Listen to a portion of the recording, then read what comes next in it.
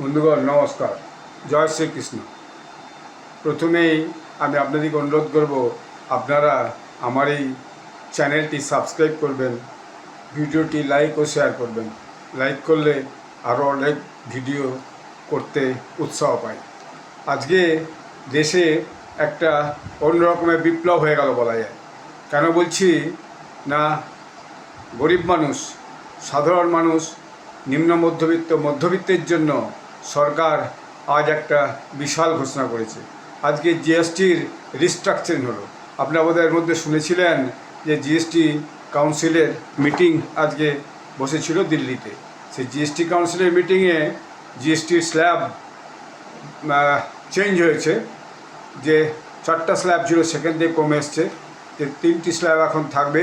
সেটি হচ্ছে 5%, 12% এবং 40%, এবং বিভিন্ন আইটেম সেই স্ল্যাবের মধ্যে নিয়ে আসা হয়েছে। আমাদের অর্থমন্ত্রী শ্রীমতী নির্মলা সীতারামনজি একটু আগে প্রেস কনফারেন্স করে তার ডিটেলটা বলেছেন, কোন কোন জিনিসের দাম কমবে, কোন কোন জিনিসের দাম বাড়বে।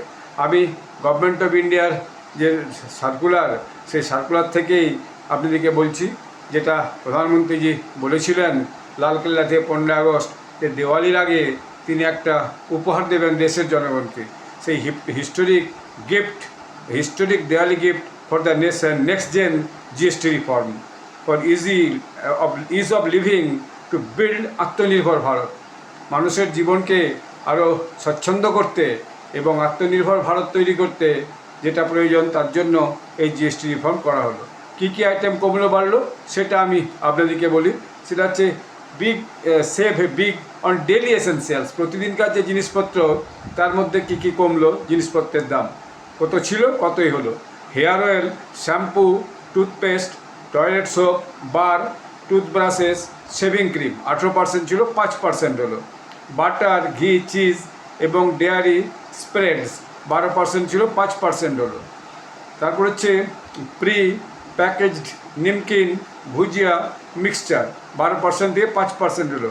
ইউটেন্সিলস, রান্নার জিনিসপত্র 12% থেকে 5% হলো। Feeding bottles, napkins for babies and clinical diapers 12% থেকে 5% হলো। সুইং মেশিনস অ্যান্ড পার্টস 12% থেকে 5% হলো। বুঝতে পারছেন, এটা সাধারণ মানুষের এবং নিম্ন মধ্যবিত্ত মানুষের জন্য ভয়ানক কাজে আসবে। সব কিছুর দাম এক ধাপে অনেকটা করে কমে যাবে। এরপর হচ্ছে relief in health care sector, স্বাস্থ্যের দিক থেকে কী কী করা হলো। Individual health and life insurance, যে লাইফ ইন্স্যুরেন্স এবং হেলথ ইন্স্যুরেন্স ছিল তাতে 18% ছিল, সেটা 0 করে দিল, নীল। ফলে এরপর হেলথ ইন্স্যুরেন্স এবং ইন্ডিভিজুয়াল হেলথের যে ইন্স্যুরেন্স এবং লাইফ ইন্স্যুরেন্স যে রেট আছে সেই রেটটা অনেকখানি কমে যাবে। থার্মোমিটার 18 থেকে 5% করা হলো। মেডিকেল গ্রেড অক্সিজেন 12% থেকে 5% করা হলো। অল ডায়াগনস্টিক কিটস অ্যান্ড রিয়েজেন্টস 12% থেকে 5% করা হলো। গ্লুকোমিটার অ্যান্ড টেস্ট স্ট্রিপস 12% থেকে 5% করা হলো। অর্থাৎ আমরা যে সুগার চেক করি বাড়িতে, সেই সুগারের যে স্ট্রিপ, সেই তার দামও কমে যাবে। কিন্তু কারেক্টিভ স্পেকটেকলস, চশমার যে জিনিসপত্র, সেই যে চশমার যে চোখের যে আমরা চোখে খারাপের জন্য বা পাওয়ার চেক করে যে আমরা চশমা পরি, সেই চশমার যে দাম, তার যে কাঁচের দাম, সব কিছু 12% থেকে ফ্রেমের দাম, কাঁচের দাম 12% থেকে 5% হয়ে গেল। অ্যাফোর্ডেবল এডুকেশন, শিক্ষার জন্য কী কী হলো, থেকে নীল হয়ে গেল। ম্যাপস, চার্টস, গ্লোবস 12% থেকে নীল। পেন্সিলস, সারপেন্স, ক্যারন্স অ্যান্ড প্যাস্টেলস 12% থেকে নীল। এক্সারসাইজ বুক এবং নোটবুকস 12% থেকে নীল। ইরেজার 5% থেকে নীল। এরপর হচ্ছে যে আর কি হলো, আপলিফটিং ফার্মার্স অ্যান্ড এগ্রিকালচার সেক্টরে কী কী রেট কমলো। ট্রাক্টার্স, টায়ার্স অ্যান্ড পার্টস 18% থেকে 5%। ট্রাক্টার্স 12% থেকে 5%। স্পেসিফাইড বায়োপেস্টিসাইডস, মাইক্রোনিউট্রিয়েন্টস 12% থেকে 5%। মানে সব সারের দাম কমে গেল। ড্রিপ ইরিগেশন সিস্টেম অ্যান্ড স্প্রিংকলার্স, মানে যেটা ওই ড্রিপ ইরিগেশন করে, পাইপ দিয়ে যে সমস্ত জল দেয় বাগানে, সেটা চা বাগানে বা ফুল বাগানে বিভিন্ন ইয়েতে দেওয়া হয় ড্রিপ ইরিগেশন, যাতে করে জল কম খরচ হয়। এবং স্প্রিংকলার্স, যেগুলো জল ছড়িয়ে দেয় বাগানে বা যে সমস্ত পার্ক আছে সেখানে, বিশেষ করে চা গার্ডেনে, তুলা গার্ডেনে, বিভিন্ন চাষের ক্ষেত্রেও দেওয়া হয় 12% থেকে 5%। Agriculture, horticulture and forestry machines and soil preparations, cultivation harvesting and threshing machine, ধান ঝাড়া মেশিন, তারও 12% থেকে 5%। এখন যদি 3,000 টাকা দাম থাকে সেটা কমে যাবে 2,500-2,500 টাকা হয়ে যাবে এরপর থেকে। এরপরে অটোমোবাইল মেড অ্যাফোর্ডেবল, যে গাড়ি ঘোড়া অর্থাৎ 2 চাকা 4 চাকা, সেগুলোর জিনিসপত্র দাম অনেক কমিয়ে দেওয়া হলো, 10% কমিয়ে দেওয়া হলো। আমি কী কী জিনিসের দাম কমলো সেটা আপনাদেরকে বলছি। Petrol and petrol hybrid, LPG, CNG cars not exceeding 1200 cc and 400 mm 28% থেকে 18%। Diesel and diesel hybrid cars not exceeding 1500 cc and 400 mm 28% থেকে 18% হলো। 3 wheelers vehicles, motorcycles 350 cc and below 28% থেকে 18% হলো। মোটরসাইকেলের দামও কিন্তু কমে যাবে, 4 চাকা গাড়ির দামও কিন্তু কমে যাবে। এবং 3 হুইলার্স ভেহিকেলস মানে ধরুন এই যে বিশেষত টোটো গাড়ি যেগুলো আমরা বলি, হ্যাঁ, সেই টোটো গাড়ির দামও কিন্তু কমে যাবে। Motor vehicles for transport of goods, যে ট্রাক, বাস এসবের যে হয়ে গেলো, বিশেষত ট্রাক, ছোটো যে মিনি ট্রাকগুলো সব 28% থেকে 18% হয়ে গেলো, অনেক দাম কমে যাবে। ফলে মানুষের কাছে কেনার সক্ষমতা বাড়বে। এর ফলে বাজারে একটা অদ্ভুতভাবে ভাইব্রেন্সি আসবে। Save on electronic appliances, air condition 28 থেকে 18%, television above 32 inch including LED and LCD TVs 28% থেকে 18%, মনিটরস অ্যান্ড প্রজেক্টার্স, যেমন কম্পিউটার মনিটর এবং প্রজেক্টার্স 28% থেকে 18%, ডিশ ওয়াশিং মেশিনস 28% থেকে 18%। এইভাবে এত জিনিসের দাম কমলো। কী কী জিনিসের দাম বাড়লো সেটা আমি অবশ্যই একটু আগে একটা ইয়েতে বলেছি, সেটাও আমি আপনাদেরকে বলে দিচ্ছি কী কী জিনিসের দাম বাড়লো। সেটাও আমার কাছে একটা রিপোর্ট এসেছে, সেই রিপোর্ট থেকে আমি দেখে আপনাদেরকে বলে দিচ্ছি কী কী জিনিসের দাম বাড়লো। সেটা হচ্ছে কি যে সেটা হচ্ছে কী কী জিনিসের দাম বাড়লো। যে সমস্ত জিনিসের দাম বাড়লো সেটা হচ্ছে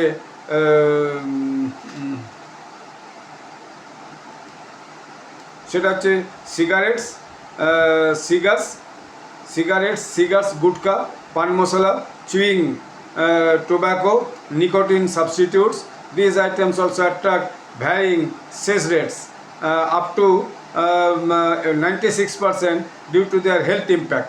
এবং এতে শেষও বসবে, কতদূর পর্যন্ত শেষ বসবে সেটা তার প্রত্যেকটা জিনিসে হেলথ ইম্প্যাক্ট হবে। অর্থাৎ এই যে বিড়ি সিগারেট খেয়ে এবং গুটখা খেয়ে যে মানুষের শরীর খারাপ হচ্ছে, ক্যান্সার হচ্ছে, সেটার জন্য কিন্তু হচ্ছে কি এটার দাম বাড়ানো হলো।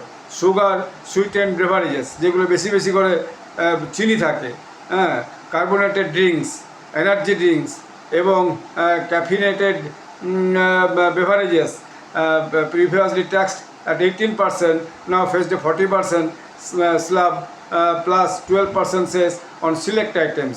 40% হবে এবং তার উপরে একটা স্ল্যাবও বসবে 12% হিসেবে বেশ কিছু কিছু আইটেমের উপর, সব আইটেমের উপরে নয়।